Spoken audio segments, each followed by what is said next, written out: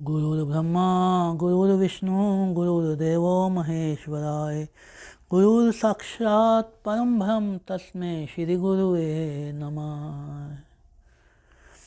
आप सबके भीतर बैठे हुए उस परम पिता परमेश्वर को, उस सच्चिदानंद स्वरूप को मैं कोटि कोटि नमन करता हूँ और भगवद गीता को शुरू करने की अनुमति चाहता हूँ। उससे पहले कि हम भगवद गीता शुरू करें, इसके बैकग्राउंड को, इसकी पृष्ठभूमि को समझ लेना बहुत आवश्यक है।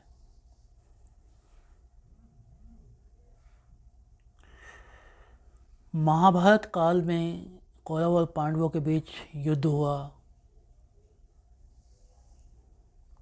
और जब एक तरफ पांडव एक तरफ कौरव आमने सामने हुए तो अर्जुन के सारथी बने श्री कृष्ण। सारथी का मतलब होता है जो रथ को चलाता है। तो अर्जुन के सारथी बने श्री कृष्ण।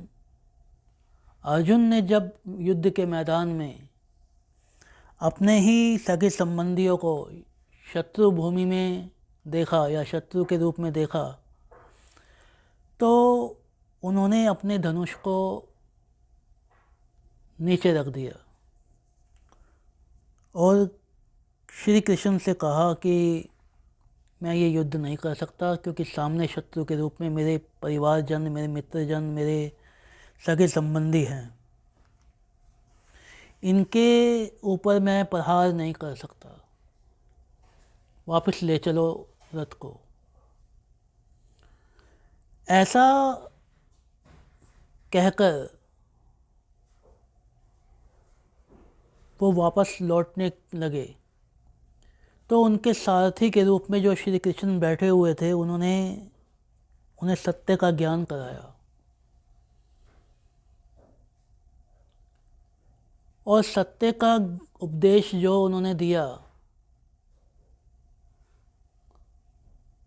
उसी उपदेशों को ही भगवत गीता कहते हैं। अर्थात श्री कृष्ण के द्वारा अर्जुन को जीवन की वास्तविकता समझाए जाने के लिए जो जो श्लोक बोले गए, जो जो बात की गई, उन सब का संग्रह है भगवद गीता। भगवद गीता में 18 अध्याय हैं और लगभग 700 श्लोक हैं। ये महाभारत के भीष्म पर्व में इसका उल्लेख किया गया है। भगवत गीता केवल एक धार्मिक ग्रंथ नहीं है, धार्मिक पुस्तक नहीं है, बल्कि भगवत गीता एक जीवन जीने का सिद्धांत है, जीवन जीने की प्रेरणा है, जीवन जीने की दृष्टिकोण है, अप्रोच है। श्री कृष्ण ने जो कहा वो केवल उपदेश नहीं है, बल्कि जीवन को जीने की एक कला है, जीवन की वास्तविकता है, जीवन का परिचय है, जीवन का उपदेश है कि आप इस संसार में क्यों आए हैं, क्या करने आए हैं। श्री कृष्ण कहते हैं कि जो आता है मुझ में से ही आता है, जो जाता है मुझ में ही जाता है, जो भी होता है मेरी मर्जी से होता है। इसकी डिटेल हम आगे समझेंगे। फिलहाल मैं आपको पृष्ठभूमि आपके दिमाग में तैयार कर रहा हूँ और ये समझाने का प्रयास कर रहा हूँ कि बेसिकली भगवत गीता एक पुस्तक नहीं है, एक किताब नहीं है, बल्कि जीवन जीने के सिद्धांत हैं, जीवन की अभिप्रेरणा है, जीवन का दृष्टिकोण है। और जहाँ तक हम बात करते हैं श्री कृष्ण की, तो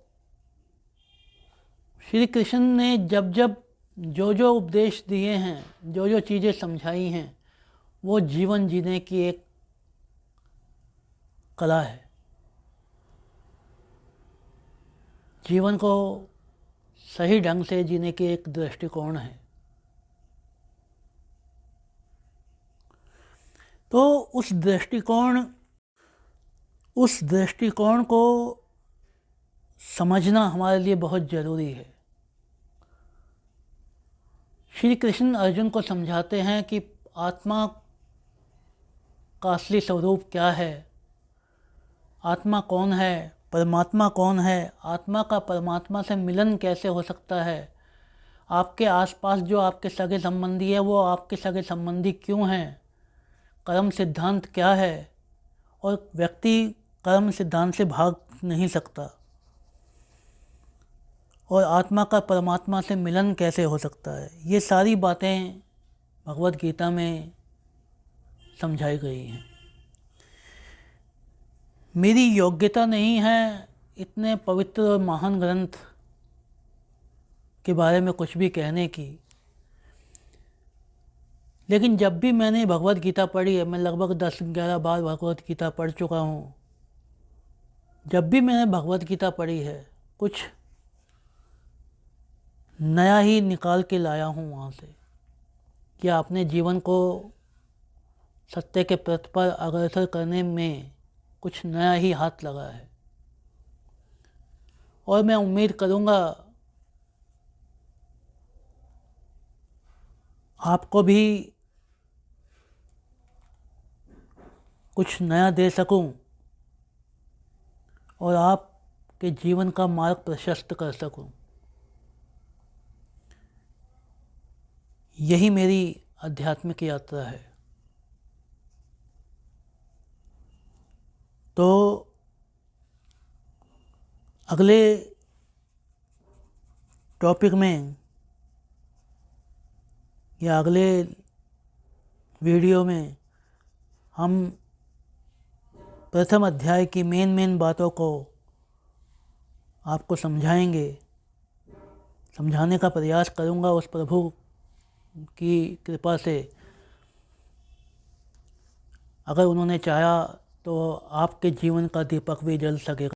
यदि आपने अभी तक मेरे चैनल को सब्सक्राइब नहीं किया है तो सब्सक्राइब कर लें, बेल बटन दबा दें, लाइक कमेंट शेयर करें। जितना आप शेयर करेंगे उतने लोगों को भगवत गीता का लाभ मिल पाएगा। तो आपके भीतर बैठे हुए उस परमपिता परमेश्वर को कोटि कोटि नमन करता हूँ और इस वीडियो को यहीं विराम देता हूँ।